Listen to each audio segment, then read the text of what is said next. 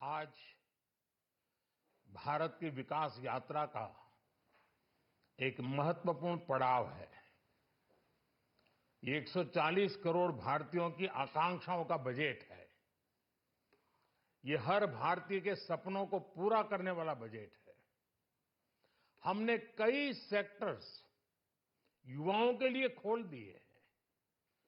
सामान्य नागरिक विकसित भारत के मिशन को ड्राइव करने वाला है।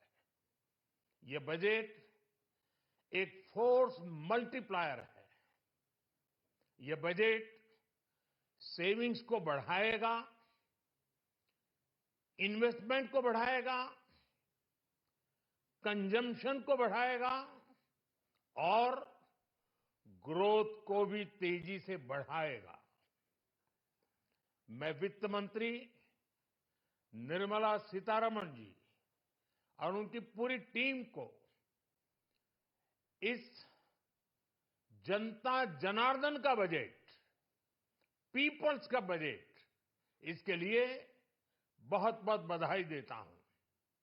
साथियों, आमतौर पर बजट का फोकस इस बात पर रहता है कि सरकार का खजाना कैसे भरेगा,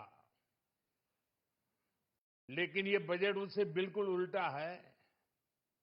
लेकिन ये बजट देश के नागरिकों की जेब कैसे भरेगी, देश के नागरिकों की बचत कैसे बढ़ेगी और देश के नागरिक विकास के भागीदार कैसे बनेंगे, ये बजट इसकी एक बहुत मजबूत नींव रखता है।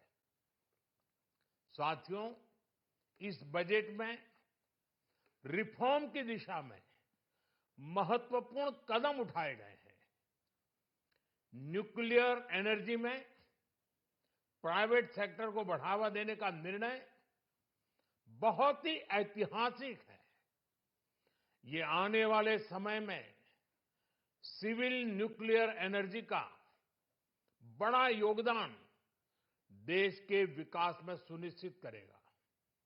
बजट में रोजगार के सभी क्षेत्रों को हर प्रकार से प्राथमिकता दी गई है।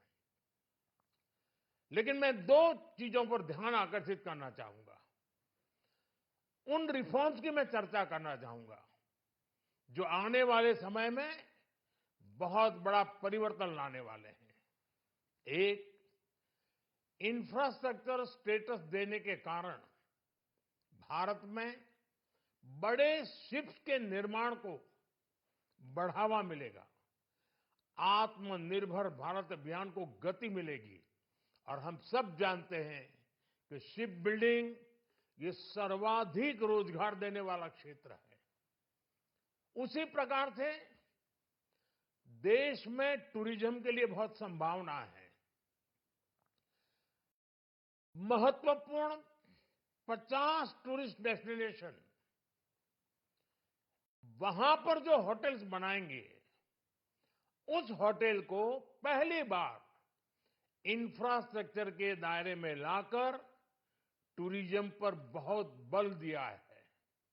इससे हॉस्पिटैलिटी सेक्टर को, जो रोजगार का बहुत बड़ा क्षेत्र है, और टूरिज्म जो रोजगार का सबसे बड़ा क्षेत्र है, एक प्रकार से चारों तरफ रोजगार के अवसर पैदा करने वाला एक क्षेत्र को ऊर्जा देने वाला काम करेगा।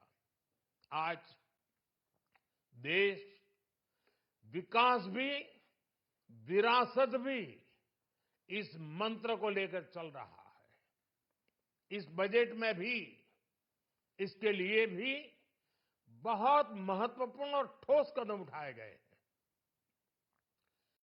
1 करोड़ पांडुलिपियों के लिए संरक्षण के लिए, मैन्युस्क्रिप्ट के लिए ज्ञान भारतम मिशन लॉन्च किया गया है। साथ ही भारतीय ज्ञान परंपरा से प्रेरित एक नेशनल डिजिटल रिपोजिटरी बनाई जाएगी। यानी टेक्नोलॉजी का भरपूर उपयोग किया जाएगा और हमारा जो परंपरागत ज्ञान है उसमें से अमृत निचोड़ने का भी काम होगा। साथियों, बजट में किसानों के लिए जो घोषणा हुई है वो कृषि क्षेत्र और समूची ग्रामीण अर्थव्यवस्था में नई क्रांति का आधार बनेगी। पीएम धन धान्य कृषि योजना के तहत 100 जिलों में सिंचाई और इंफ्रास्ट्रक्चर का डेवलपमेंट होगा। किसान क्रेडिट कार्ड की लिमिट 5 लाख तक होने से उन्हें ज्यादा मदद मिलेगी। साथियों, अब इस बजट में 12 लाख रुपए तक की आय को टैक्स से मुक्त कर दिया गया है। सभी आय वर्ग के लोगों के लिए टैक्स में भी कमी की गई है। इसका बहुत बड़ा फायदा हमारे मिडिल क्लास को, नौकरी पेशे करने वाले जिनकी आय बंधी हुई है ऐसे लोगों को, मिडिल क्लास को इससे बहुत बड़ा लाभ होने वाला है। उसी प्रकार से जो नए नए प्रोफेशन में आए हैं, जिनको नए नए जॉब मिले हैं, इनकम टैक्स की ये मुक्ति उनके लिए एक बहुत बड़ा अवसर बन जाएगी। साथियों, इस बजट में मैन्युफैक्चरिंग पर 360 डिग्री फोकस है ताकि एंटरप्रेन्योर्स को, एमएसएमईज को, छोटे उद्यमियों को मजबूती मिले और नई जॉब पैदा हो।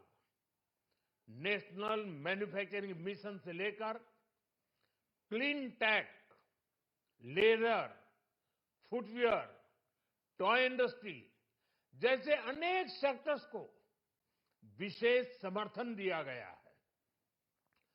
लक्ष्य साफ है कि भारतीय प्रोडक्ट्स ग्लोबल मार्केट में अपनी चमक बिखेर सके। साथियों, राज्यों में इन्वेस्टमेंट का एक वाइब्रेंट कॉम्पिटिटिव माहौल बने, इस पर बजट में विशेष जोर दिया गया है। एमएसएमईज और स्टार्टअप के लिए क्रेडिट गारंटी को दोगुना करने की घोषणा भी हुई है। देश के एससी, एसटी और महिला जो नए उद्यमी बनना चाहते हैं उनको 2 करोड़ रुपए तक के लोन की योजना भी लाई गई है और वो भी बिना गारंटी। इस बजट में न्यू एज इकोनॉमी को ध्यान में रखते हुए गीग वर्कर्स के लिए बहुत बड़ी घोषणा की गई है। पहली बार गीग वर्कर्स का ई श्रम पोर्टल पर रजिस्ट्रेशन किया जाएगा। इसके बाद इन साथियों को स्वास्थ्य सेवा और दूसरी सोशल सिक्योरिटी स्कीम्स का लाभ मिलेगा।